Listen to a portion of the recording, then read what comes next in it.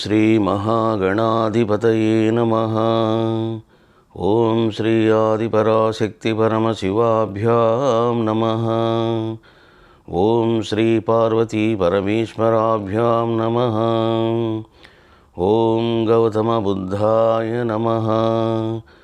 ఓం గ్రహదేవతాభ్యో నక్షత్రదేవతాభ్యో రాశ్యాత్మకదేవతాభ్యో నమః. దివ్యాత్మ స్వరూపులారా, గ్రహ నక్షత్ర రాసుల యొక్క నిగూఢమైనటువంటి తత్వాన్ని మీరు శ్రవణం చేస్తున్నారు. జ్యోతిష్య శాస్త్రము ప్రబోధించినటువంటి నవగ్రహాలు ఏమిటో, ఖగోళ శాస్త్రము నిరూపించినటువంటి నవగ్రహములు ఏమిటో మీరు చక్కగా నిన్నటి క్లాసులో శ్రవణం చేశారు.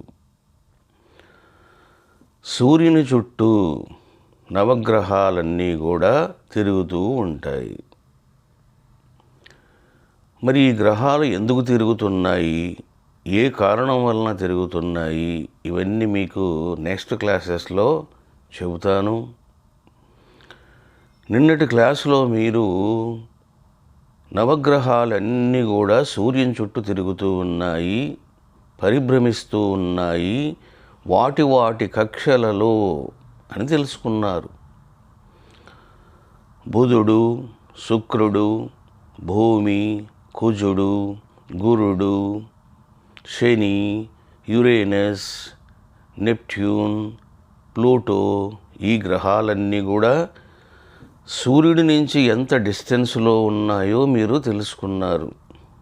5,80,00,000 కిలోమీటర్ల డిస్టెన్స్లో సూర్యునికి బుధగ్రహము తొలి గ్రహంగా పరిభ్రమిస్తే, 9వ గ్రహంగా ప్లూటో గ్రహం అంటే యమగ్రహము 590 కోట్ల కిలోమీటర్ల దూరంలో ఉంటుంది.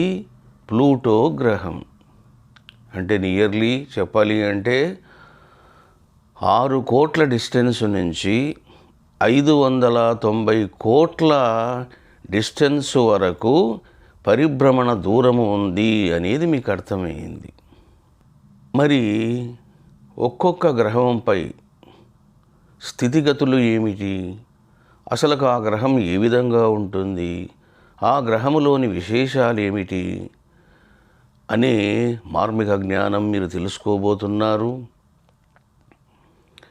ఎంతోమంది శాస్త్రవేత్తలు ఎన్నో పరిశోధనలు చేసి సైంటిఫిక్గా నవగ్రహాలకు సంబంధించినటువంటి ఇన్ఫర్మేషన్ను ప్రపంచానికి అందించడం జరిగింది.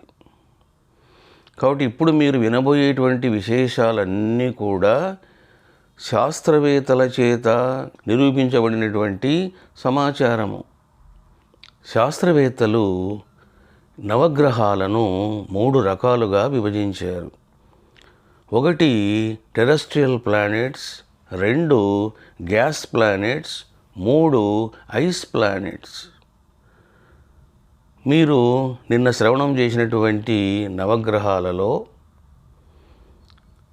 బుధగ్రహము, శుక్రగ్రహము, భూమి, కుజగ్రహము, ఈ 4ంటిని ఏమంటారు అంటే టెరెస్ట్రియల్ ప్లానెట్స్ అని అంటారు.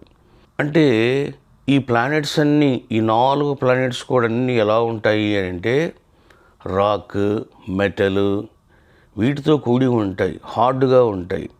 ఇక గ్యాస్ ప్లానెట్స్ అని అంటే గురుగ్రహము, శనిగ్రహము, ఈ 2ంటిని గ్యాస్ ప్లానెట్స్ అంటారు. అంటే ఈ 2 గ్రహాల్లో కూడా గ్యాసు అధికంగా ఉంటుంది. హైడ్రోజన్, హీలియం, కార్బన్ డయాక్సైడ్ ఇటువంటి వాయువులతో నిండి ఉంటుంది ఈ 2 గ్రహాలు. ఇక ఐస్ ప్లానెట్స్ అని అంటే యురేనస్, నెప్ట్యూన్, ప్లూటో, ఈ గ్రహాలను ఐస్ ప్లానెట్స్ అంటారు. ఎందుకంటారు అని అంటే సూర్యునికి ఎప్పుడైతే దూరంగా ఉంటుందో గ్రహము టెంపరేచర్ పడిపోతుంది, ఆ పడిపోవడం కూడా మైనస్ల్లోకి వెళ్ళిపోతుంది. మీరు బుధగ్రహం తీసుకున్నప్పుడు 5,80,00,000 కిలోమీటర్ల డిస్టెన్స్లో బుధుడు ఉంటే, యురేనస్ అంటే ఇంద్రగ్రహము ఎంత డిస్టెన్స్లో ఉంటుంది? 290 కోట్ల కిలోమీటర్ల డిస్టెన్స్లో ఉంటుంది. అందువల్ల ఏమవుతుంది? టెంపరేచరు పడిపోతుంది. ఇక మీరు నెప్ట్యూన్ గ్రహానికి వస్తే 490 కోట్ల కిలోమీటర్ల డిస్టెన్స్లో ఉంటుంది. అందువల్ల టెంపరేచర్ ఇంకా పడిపోతుంది. ఇక మీరు యమగ్రహానికి వచ్చారనుకోండి, ప్లూటో 590 కోట్ల కిలోమీటర్ల డిస్టెన్స్లో ఉంటాడు యముడు. అందువలన అక్కడ ఇంకా టెంపరేచరు తగ్గిపోతుంది. సూర్యునికి చాలా దగ్గరగా ఉన్నటువంటి గ్రహము, చిన్న గ్రహము ఏమిటిది అంటే బుధగ్రహము అని తెలుసుకున్నారు. ఈ బుధగ్రహము 5,80,00,000 కిలోమీటర్ల దూరములో మొదటి కక్షలో పరిభ్రమణము చేస్తూ ఉంటాడు అని కూడా తెలుసుకున్నారు. మరి బుధగ్రహము ఏ విధంగా ఉంటుంది అని అంటే, ఇది ఒక అద్భుతమైనటువంటి గ్రహము. ఈ గ్రహములోన టెంపరేచర్, డే టెంపరేచర్ ఎంత ఉంటుంది అంటే 450 డిగ్రీలు ఉంటుంది. 450 డిగ్రీ సి ఉంటుంది.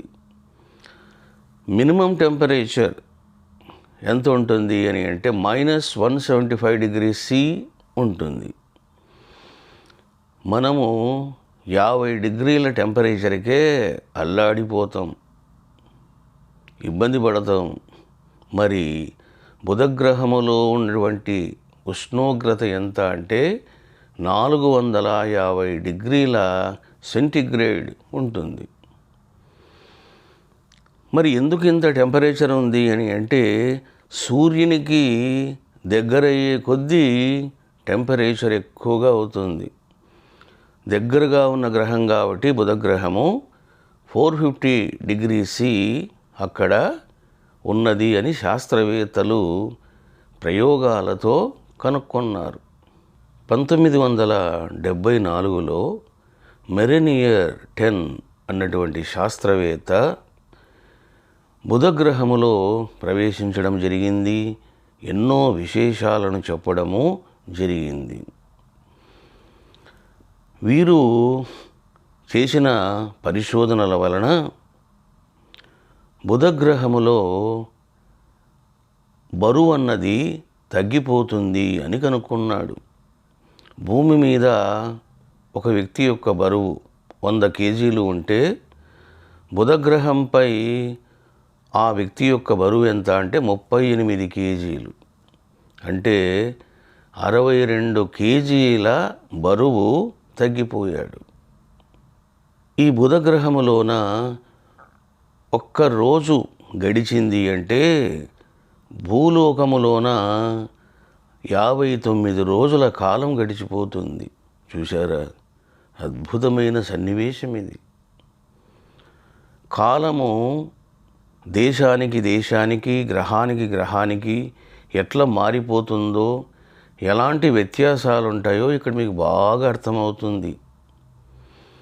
భూలోకములోన 59 రోజులు అంటే 2 నెలల కాలం గడిచిపోతే, బుధగ్రహములోన ఒక్కరోజు కాలము గడిచిపోతుంది.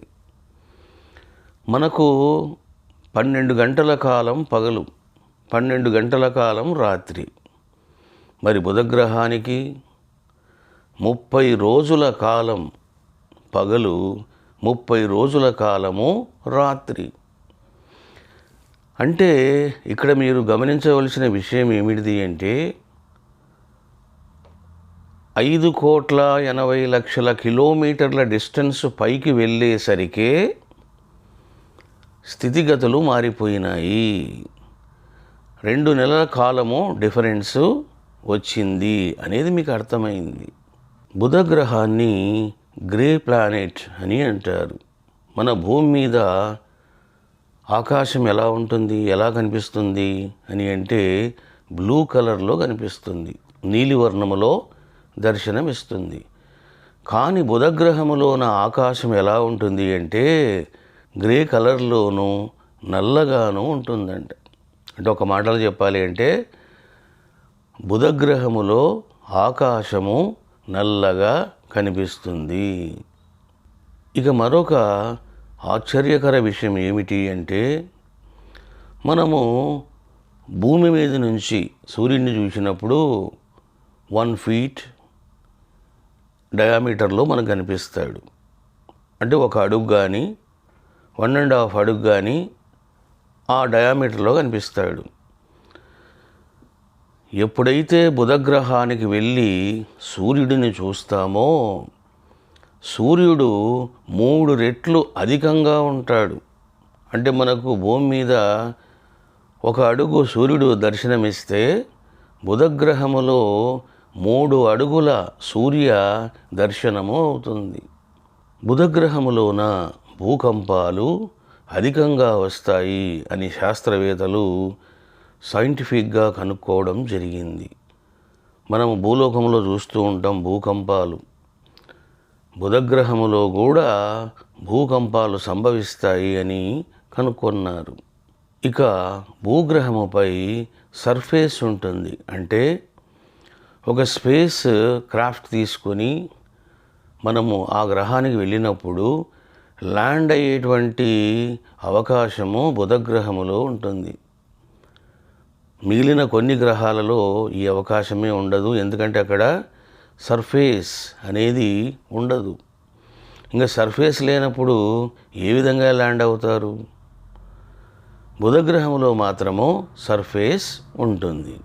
ప్రతి గ్రహము కూడా తన చుట్టూ తాను తిరగడము, సూర్యుని చుట్టూ తిరగడము అనే 2 కర్మలు ఉంటాయి. బుధగ్రహము తన చుట్టూ తాను సంపూర్తిగా తిరిగి రావడానికి 59 days 59 రోజులు తీసుకుంటే బుధగ్రహము సూర్యుని చుట్టూ తిరగడానికి 88 రోజులు పడుతుంది అని శాస్త్రవేత్తలు కనుగొన్నారు. ఈ రకంగా బుధగ్రహములోని విశేషాలను శాస్త్రవేత్తలు చెప్పడం జరిగింది. ఇక శుక్రగ్రహం యొక్క విశేషాలను శ్రవణం చేయండి. సూర్యుని చుట్టూ తొలి కక్షలో బుధగ్రహము పరిభ్రమణము చేస్తే 2వ కక్షలో శుక్రగ్రహము పరిభ్రమణము చేస్తుంది. 1962 నుంచి 1970 వరకు సుమారుగా 8 సంవత్సరాలు సోవియట్ యూనియన్ శాస్త్రవేత్తలు 10 మిషన్స్ను శుక్రగ్రహానికి పంపించి అనేక పరిశోధనలు చేశారు. వీళ్ళు అందించిన సమాచారం ఏమిటిది అని అంటే శుక్రగ్రహము సూర్యునికి 10,80,00,000 కిలోమీటర్ల డిస్టెన్స్లో ఉన్నది. 2వ కక్షలో పరిభ్రమణం చేస్తున్నది అని కనుగొన్నారు. ఈ యొక్క శుక్రగ్రహములోన ఆకాశం మరి ఏ విధంగా ఉంటుంది అని అంటే ఎల్లో కలర్లో ఉంటుంది అని కనుగొన్నారు. చూసారా, ఆకాశానికి కూడా మార్పులు మనం చూస్తున్నాం.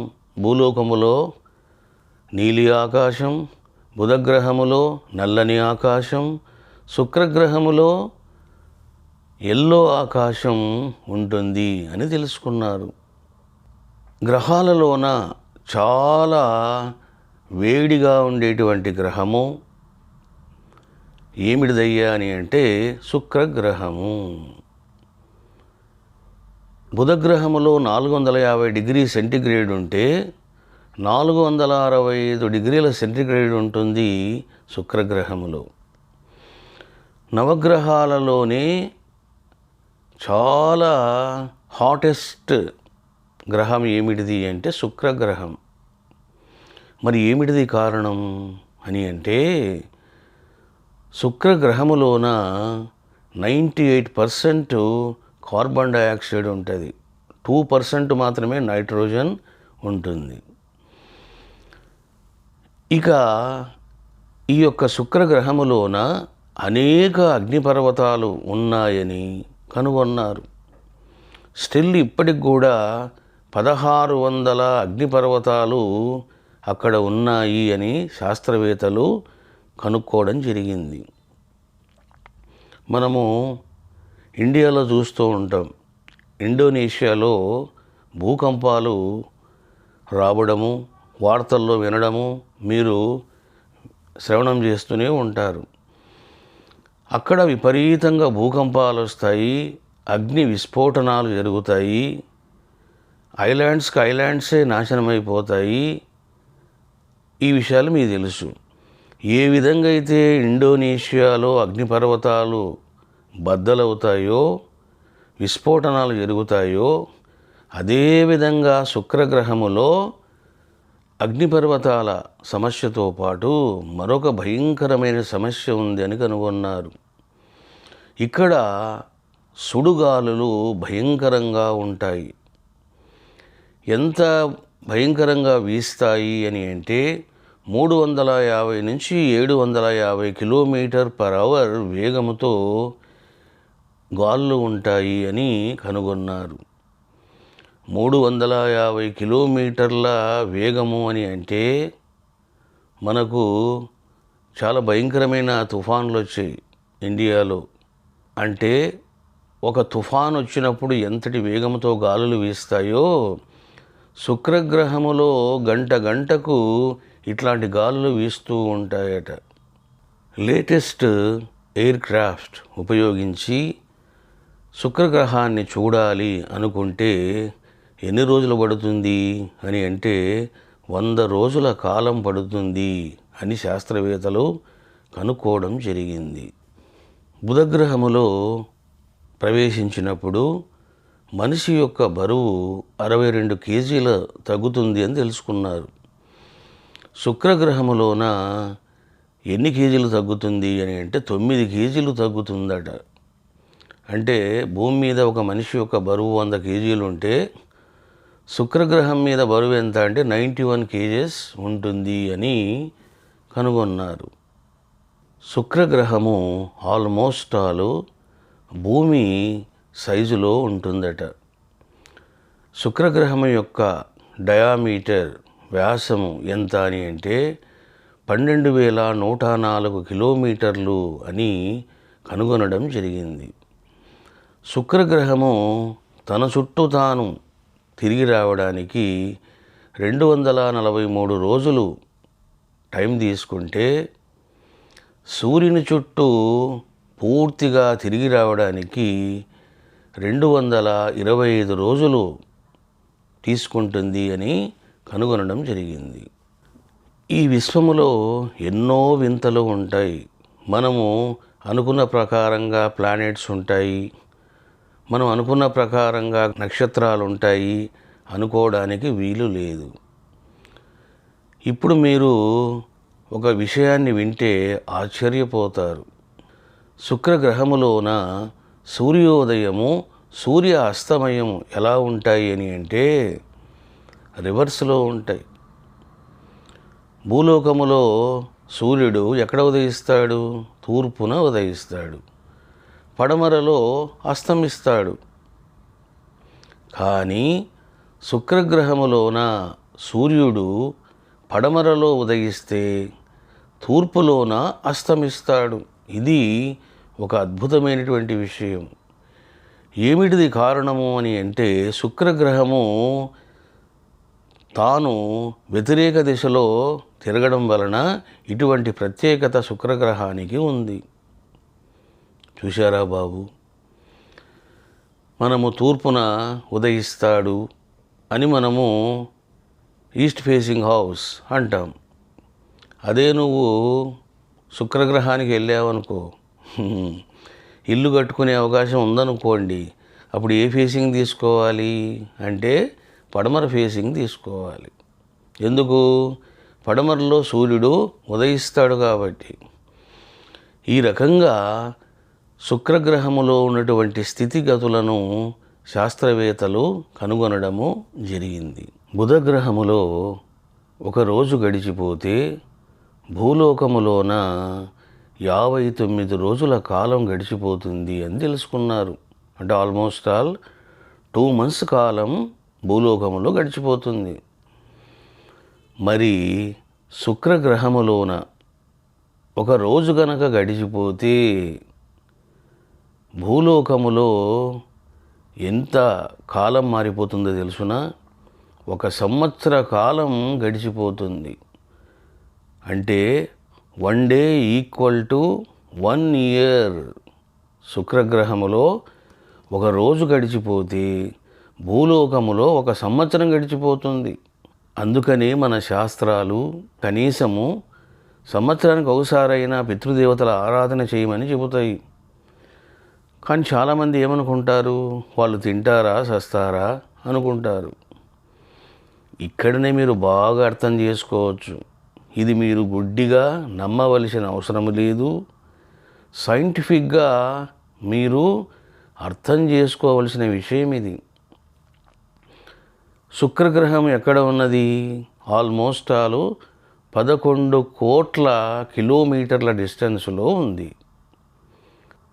మరి భూమి మీద ఉన్నటువంటి వ్యక్తి ఎంతకాలము గమనిస్తున్నాడు మార్పును? అంటే సంవత్సర కాలము గమనిస్తున్నాడు. మరి శుక్రగ్రహానికే 1 year కాలం గడిచిపోతే మరి దేవతలు ఇంకా వాళ్ళు రకరకాలుగా ఉంటారు. కాబట్టి ఏదైతే మనము కొన్ని కర్మలు చేస్తూ ఉన్నామో, పితృదేవతల ఆరాధనని, శ్రాద్ధమని మనం చేస్తూ ఉన్నామో అవన్నీ కూడా శాస్త్రీయమైనటువంటివే, నమ్మదగిన విషయాలే అని సాధకులు తెలుసుకోవాలి. ఆత్మస్వరూపులారా, ఈ క్లాసులో బుధగ్రహం యొక్క, శుక్రగ్రహం యొక్క స్థితిగతులు ఏమిటిదో, శాస్త్రవేత్తలు మనకు అందించినటువంటి సమాచారం ఏమిటిదో చక్కగా తెలుసుకున్నారు. ఇక రేపు భూమి, కుజ గ్రహాల గురించి శ్రవణము చేయండి. ఓం శివాయ రుద్రాయ ఆదిపరాశక్తయే నమః.